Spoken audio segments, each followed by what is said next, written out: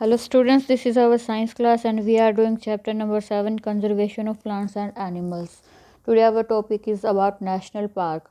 On the roadside there was another board on which was written Satpura national park. जब बच्चे जा रहे थे घूमने तो रोड के साइड में एक और बोर्ड लगा हुआ था जहाँ पे लिखा था Satpura national park. Children are now eager to go there, वो जाने के लिए जिज्ञासु थे।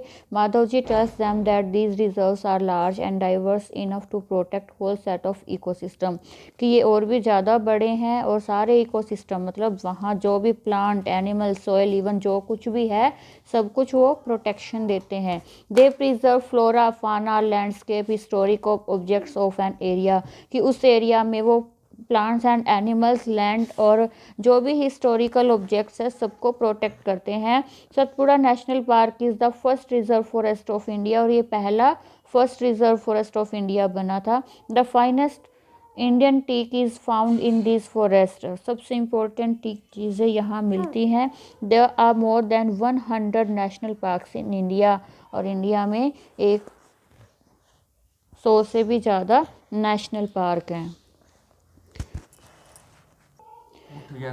Rock shelters are also found inside the Satpura national park, वहाँ पे रॉक शेल्टर भी मिलता है, चट्टानों से जो घर बने हुए हैं।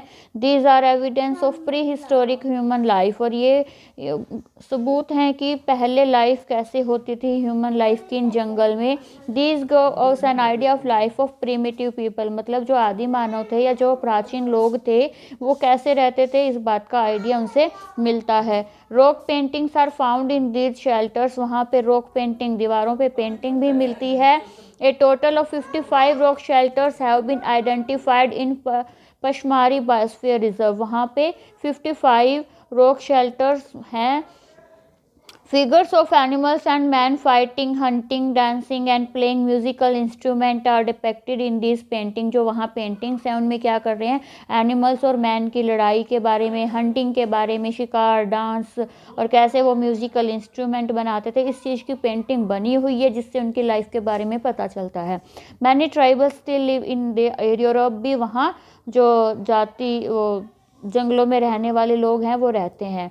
एज चिल्ड्रन मूव अहेड, जैसे जैसे चिल्ड्रन आगे जाते हैं, they see a board with Satpura tiger reserve, board देखते हैं वो जिस पे लिखा है Satpura tiger reserve.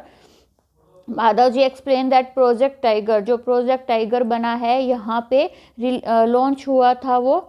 The objective of this project, और इसका क्या उद्देश्य था, टाइगर पॉपुलेशन को वहाँ पे प्रोटेक्शन देना। Tiger is one of many species which are slowly disappearing, tiger की तरह ही और भी स्पीशीज़ हैं जो कि धीरे धीरे गायब होती जा रही हैं। But the Satpura tiger reserve is unique in the sense that a significant increase the population of tiger has been seen there, क्योंकि वहाँ के जो टाइगर्स थे उनकी जनसंख्या में बढ़ोतरी हो रही थी।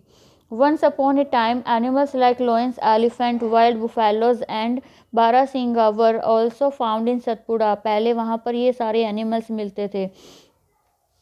Animals whose numbers are diminishing to a level that they might face extinction are known as the endangered animals, और जो ख़त्म होने की कगार पे हैं, जिसकी प्रजाति ख़त्म होने वाली है, उनको endangered animals कहते हैं।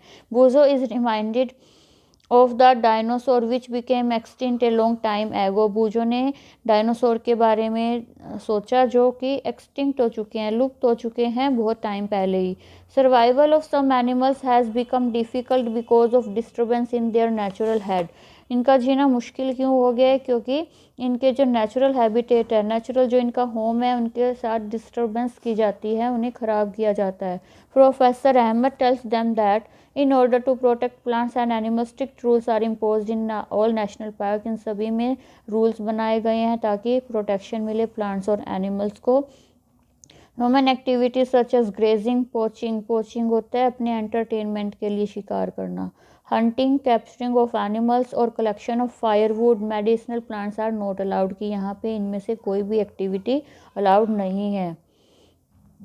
Madhav ji tells Paheli that small animals are much more in danger, Paheli का क्वेश्चन है कि क्या सिर्फ बड़े एनिमल्स ही हैं जो लुप्त होने की कगार पे हैं या लुप्त हो चुके हैं, तो माधव जी उन्हें बताते हैं कि छोटे एनिमल्स भी खतरे में हैं और बड़े एनिमल से ज़्यादा खतरा छोटे एनिमल्स को है। At times we kill snakes, हम सांपों को मारते हैं, फ्रॉग्स मारते हैं, लिजर्ड्स मारते हैं, बैट्स को मारते हैं, without realising their importance in the ecosystem. उनकी क्या इम्पोर्टेंस है इकोसिस्टम में, एनवायरनमेंट में, ये जाने बिना हम उन्हें मारते हैं। By killing them we are harming our self, और हम खुद को नुकसान पहुंचा रहे हैं अगर हम इन एनिमल्स को मार रहे हैं तो। They might be small in size, वो साइज में छोटे हैं, but their role in the ecosystem can not be ignored, लेकिन इस पूरे सिस्टम में बैलेंस बनाने के लिए उनके रोल को छोड़ा नहीं जा सकता। They form part of food chain, food chain का वो पार्ट है। अगर फूड चेन में से एक भी लेवल को डिस्टर्ब किया जाता है तो पूरी फूड चेन डिस्टर्ब होती है। An ecosystem is made up of all the plants, ecosystem में क्या क्या आता है, सारे प्लांट्स, सारे एनिमल्स, जो भी माइक्रो ऑर्गेनिजम्स हैं उस एरिया के, सारे नॉन लिविंग कंपोनेंट जैसे कि क्लाइमेट, सोइल, रिवर, डेल्टा, सब कुछ इकोसिस्टम में आता है। यहाँ तक आपको चैप्टर रीड करना है, कुछ समझना है तो पूछना है।